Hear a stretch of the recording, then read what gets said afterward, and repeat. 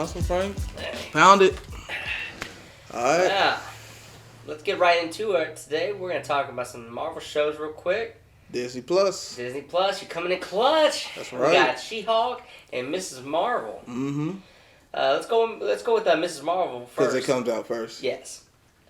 So I want you to start and talk about the powers just a little bit. Okay. And what you were telling me. Kamala Khan, that's her name. Yes. Miss Marvel. So in the comics, from what I remember, she's an Inhuman. She get in touch with some Terrigen Mist, and then that's how she get her powers. Now on the show, you see in the trailer, she has these energy blasts, and she can make almost like Doctor Strange type powers. I really wouldn't say Doctor Strange because his is more magic and hers is more cosmic. And it's like I seen in the trailer how she has these rings that kind of reminded me of Shang-Chi. Great movie if you haven't seen it. But Shang-Chi, where it's like, oh, his rings, they come from space or something like that, or they thousands of years old. A little bit unknown origin on them so far. So when you seen those wristbands that she had, and I was sitting there thinking, did they kind of they had to slightly change her story because she didn't have those powers in the comics. But my question is she an Inhuman? So maybe that's how they're going to deviate from her original origin story. Mm-hmm. She's not an Inhuman, she's just a regular person who happens to stumble upon some enchanted bracelets.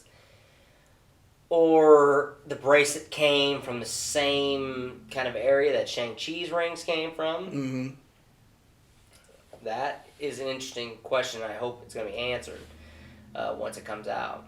And as you see in the show, she looks up to Captain Marvel. Oh, yeah. Like her suit is directly modeled after Captain Marvel's suit.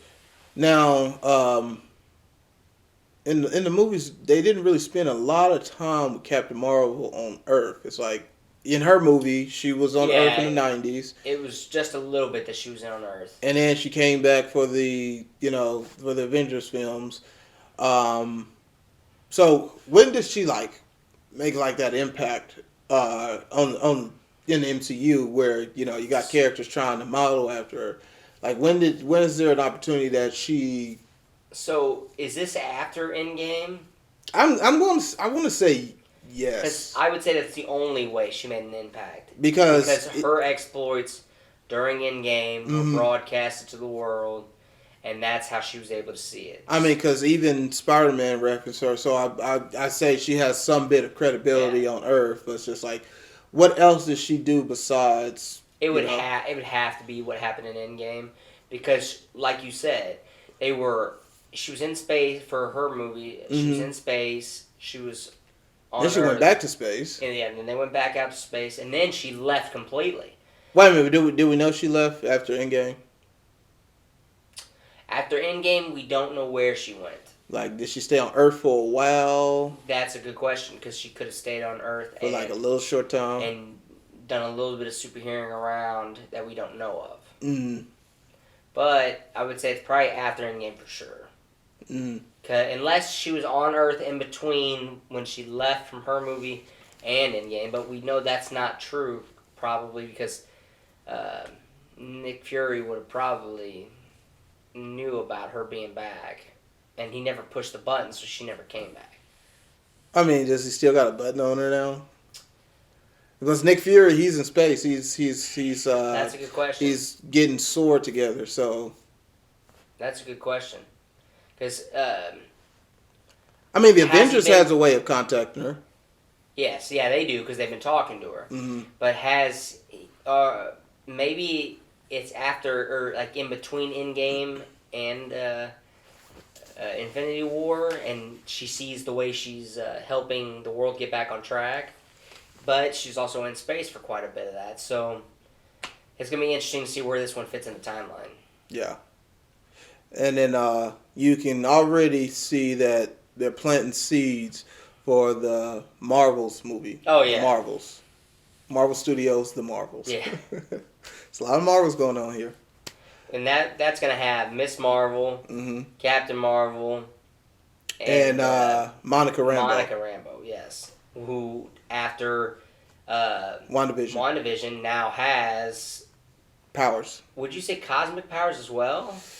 I wouldn't say cosmic powers because it had to do something with Wanda's, How about molecular powers? Hey, it had something to do with Wanda messing her DNA up.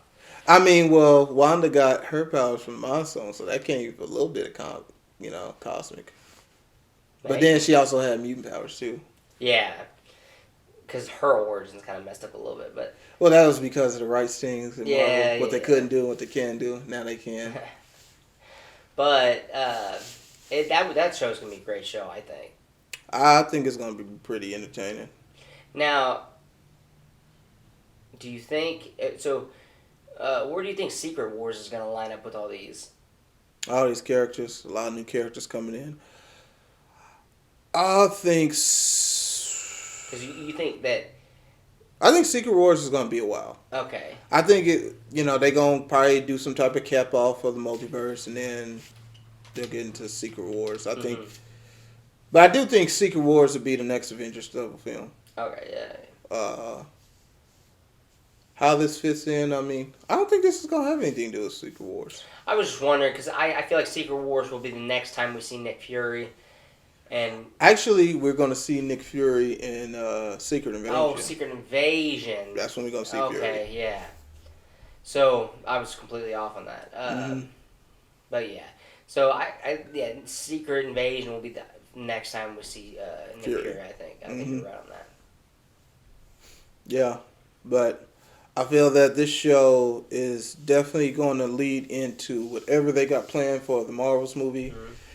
Who knows? Maybe Monica Rambeau might pop up in this one. Yeah. We might even. I don't know if we'll get a teaser of Captain Marvel in it, but we might get a teaser of her. That'd be cool. I mean, for sure. Like I said, the main character who models herself after. Yeah. She looks up to Captain Marvel. I could very well sing a cameo of Captain Marvel. Yeah, that's her role model. So, maybe we might see that. Because as you see, none of the Disney Plus shows have been like post-crediting to the next one. I think that's what they should have did with the Disney Plus shows. Well, maybe had like had a post-credit scene for the next Disney Plus show. Oh yeah. That would have been be cool. But they're also their own stories. I mean, they're just now starting to get an accumulation of stories that they could now. Like when WandaVision came out, we didn't even know Loki was coming out, right? Yes, we did. They announced it. Yeah. Okay, you're right. But maybe it's just not something they're focusing on right now. But I do agree with you. If we had like a little bit of tidbit to jump us into the next one, it would be nice. Yeah, like when this is over, it'd be nice if we get something about SheHulk or something like that. I mean, because as you see, Moon Knight didn't cross over with any of the main films. Moon Knight was completely self-contained.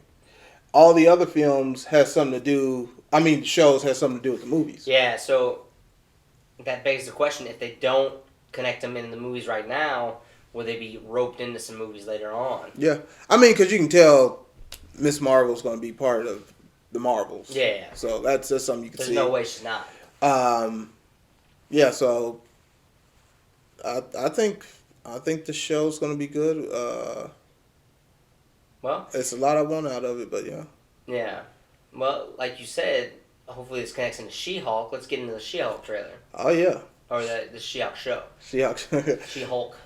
She-Hulk. She-Hulk. Yeah. So we got the Professor Hulk. We have Professor Banner. Professor Hulk. Well, yeah, Professor Hulk, but he's also Banner. So. But that's the character. Yeah, right. At this point. We got Professor Hulk. Yeah. He is still in his Hulk form, like we see him in Endgame. Which does that mean that this came before Shang-Chi? Because in Shang-Chi we saw him as Human Banner with an arm brace too. With the arm brace. Yes. But did you also see he was wearing a device on his wrist that had some green energy coming from it? In She-Hulk? No, in Shang-Chi. No, in the after credit scene, he had a little bracelet on that had some green energy coming off of it that mimicked the green energy coming off of Doctor Strange's bracelets. So, I'm wondering if Strange made him a bracelet to dampen his power to where he could become human again. Guess we have to see. I don't know. But So I'm gonna say that She-Hulk's gonna happen before Shang-Chi. But it's basically him training his niece, his cousin, or cousin, yeah. He gives her in the comics. He gives her a blood transfusion, and to save her life, and that helps her. Get her powers, the She-Hulk powers, and she isn't instantly like the Hulk, where he's at first he was uncontrolled, and all this and that. She can control it like the way he can control his Professor Hulk. But it does seem like she doesn't know how to control it at the beginning of the series. I mean, I would say she was testing it out. That's why they did the whole thing where they had the Stark Tech. Yeah, they're using Stark Tech. Yeah, the Stark Tech, and she broke down. Yep, and she broke down that the equipment and all that. She broke the door down. We also see the Abomination in this. Yeah, we do. Yeah, we do. So I feel that maybe she's his lawyer somehow initially. Yeah, and she gets tasked. She's his lawyer, or she's the lawyer for the state. Mm-hmm. That's prosecuting villains and stuff. Yeah. But that also helps us kind of put it in the timeline maybe because Wong teleports Abomination back to his cell in Shang-Chi, so maybe this happens right before because we see the same cell he's sitting in She-Hulk in Shang-Chi. Yep. So I mean, maybe because Shang-Chi's kind of been on a standalone until the end credit scene. Maybe if we're finally roping that movie in, to connect to these other movies. Yeah, possibly that might be, where they're at in that timeline. So we're gonna see. Also, you see that there's like a little fight scene at the courthouse. Yeah, so who's she fighting? We're gonna have to, I know I keep saying that. There hasn't been any hint at who the person she's fighting is? Because I haven't seen any. I didn't get any hints yet. Because it's interesting. Who can take because the person she was fighting wasn't green, wasn't even red for like a Red Hulk. Who was she fighting? Speaking of Red Hulk. Are we going to get him? Rest in peace, William Hurt. Let me just go ahead and acknowledge that. I mean, he was the Red Hulk everybody wanted. So. He was the one we wanted for so long, and I thought that they were going to give it to us. We were for sure probably going to get a Planet I feel Hulk. That had he not passed away, he would be in this show. What if he is in this show, and they recorded something before he passed? That would be awesome. That'd be nice to see. I mean, everybody wanted him to play Red Hulk. That was the go-to person for Red Hulk. Now, do they recast him? I guess if they're going to do Red Hulk, they're going to have to. I mean, won't they do what they did with Princess Leia and Star Wars? It's the same company, It's now, that's not saying that Red Hulk isn't in this show at all. Yeah, we don't know. Because that would be real cool to have Red Hulk show up, and maybe this movie lead into a Planet Hulk type show. Oh, I thought they're doing like either Dark Avengers or Thunderbolts. So I thought they were going to use them. They are doing a dark. I think Thunderbolts is what they're doing. So. But Thunderbolt Ross is. Gosh. You know what? Let me take back that. I think Thunderbolts is what they were going to do when he was still alive. So you think they got to change their Maybe plans? They're changing it to the Dark Avengers, where they're going to have the Ghost, U.S. Agent. Yeah, U.S. Agent, the Widow. Ghost, what's his name from? Taskmaster. So Taskmaster's origin got messed up a little bit. So maybe we'll see her. Maybe we'll see it, not her, but purple mask on Wakanda. I know what you're talking about. What's his name? The villain. He was also the villain in Civil War. Yes. Guys, I can't remember his name. It's not Hannibal, but we might see him in there, and so maybe we'll see a Red Hulk type, or the villain in She-Hulk will be. Or what they can do is they can somehow just turn him to Red Hulk, and then do some effects, have somebody else do them. Yeah. And we just see him as Red Hulk, and he never goes back to himself. Yeah. That's actually a great idea. Let's call Marvel up real quick. Yeah, let's call Marvel up. Get a job with him. But yeah, I like that idea. We see him for a minute. Mm-hmm. He gets turned into Red Hulk, and then that's it. And he stays Red Hulk that throughout every appearance of him. I mean, that'd be good too. I'd be Because perfect I think with that. Thunderbolts would have been cool and would have been nice to see that movie. Yeah. So.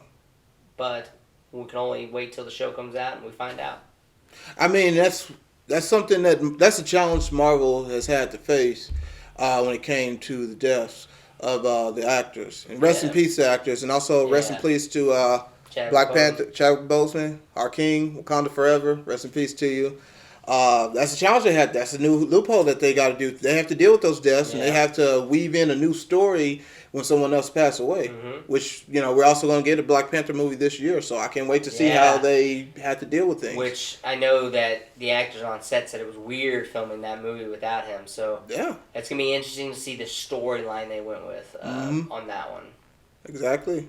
So you see, you can kind of see the changes that they have to make, that they already had plans for, and these Fs are unexpected.